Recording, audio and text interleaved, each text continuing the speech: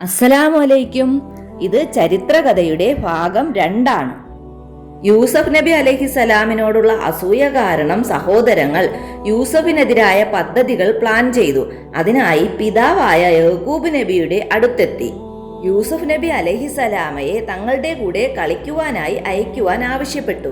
എന്നാൽ അവരുടെ ഉള്ളിലെ ശത്രുത അറിയാവുന്നതിനാൽ യാക്കൂബ് നബിക്ക് അത് ഇഷ്ടമല്ലായിരുന്നു. അദ്ദേഹം സമ്മതിച്ചില്ല. യൂസുഫ് ഞങ്ങളുടെ കുഞ്ഞനുജനല്ലേ, പൊന്നുപോലെ നമ്മൾ നോക്കില്ലേ, എന്തിനാണ് ഉപ്പ ഭയപ്പെടുന്നത് എന്നായി മക്കൾ. ഞാൻ ഭയപ്പെടുന്നത് നിങ്ങൾ കളിക്കുന്ന സമയം അവനെ വല്ല ചെന്നായയും വന്ന് പിടിച്ചാലോ എന്നാണ്. യാക്കൂബ് നബി പറഞ്ഞു, അവനെ ഞങ്ങളുടെ കൂടെ അയക്കൂ. ഞങ്ങൾ ഒന്നിച്ചുണ്ടാകുമ്പോൾ എന്തപകടം സംഭവിക്കാനാണ്? ഞങ്ങൾ എപ്പോഴും അവനെ നോക്കിക്കോളാം എന്ന് യാക്കൂബ് നബിക്ക് ഉറപ്പു നൽകി.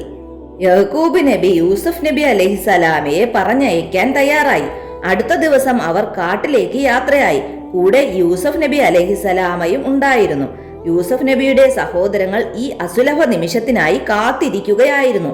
അവർ കണക്ക് കൂട്ടിയതുപോലെ യൂസഫ് നബിയെ ഒരു പൊട്ടക്കിണറ്റിനടുത്തേക്ക് കൊണ്ടുപോയി. പൊട്ടക്കിണറിനടുത്തെത്തിയപ്പോൾ അവർ യൂസഫ് നബിയുടെ വസ്ത്രം അഴിച്ചു മാറ്റി. യൂസഫ് നബി സഹായത്തിനായി അവരോട് കേണപേക്ഷിച്ചു. എന്നാൽ അവർ അതൊന്നും ചെവിക്കൊണ്ടില്ല.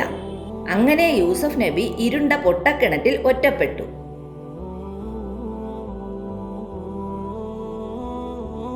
അപ്പോൾ കിണറിനകത്ത് ഒരു അശരീരി വന്നു. നീ ഒന്നുകൊണ്ടും ഭയപ്പെടേണ്ട, നിനക്ക് ഒരു നല്ല കാലം വരും. അന്ന് നിന്റെ സഹോദരങ്ങൾ നിന്റെ മുന്നിൽ വരും.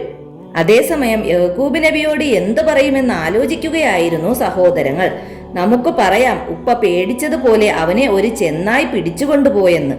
അങ്ങനെ അവർ ഒരു ആടിനെ കൊല്ലുകയും യൂസഫ് നബിയുടെ വസ്ത്രത്തിൽ രക്തം പുരട്ടുകയും ചെയ്തു. അവർ ഓടി യാക്കൂബ് നബിയുടെ അടുത്തെത്തി. അവർ യാക്കൂബ് നബിയോട് പറഞ്ഞു, ഉപ്പാ, ഞങ്ങൾ യൂസഫ് നബിയെ ഞങ്ങളുടെ സാധനങ്ങൾ ഏൽപ്പിച്ച് കളിക്കാൻ പോയതായിരുന്നു. പക്ഷേ ഞങ്ങൾ തിരിച്ചെത്തിയപ്പോഴേക്കും അവനെ ഒരു ചെന്നായി കടിച്ചുകൊണ്ടുപോയി. അവർ രക്തം പുരണ്ട ആ വസ്ത്രം യാക്കൂബ് നബിയെ കാണിച്ചു കൊടുത്തു. ചരിത്രകഥയുടെ ബാക്കി ഭാഗവുമായി ഇനിയും വരാം. ചാനൽ ഇഷ്ടപ്പെട്ടാൽ സബ്സ്ക്രൈബ് ചെയ്യണേ. അസ്സലാമു അലൈക്കും.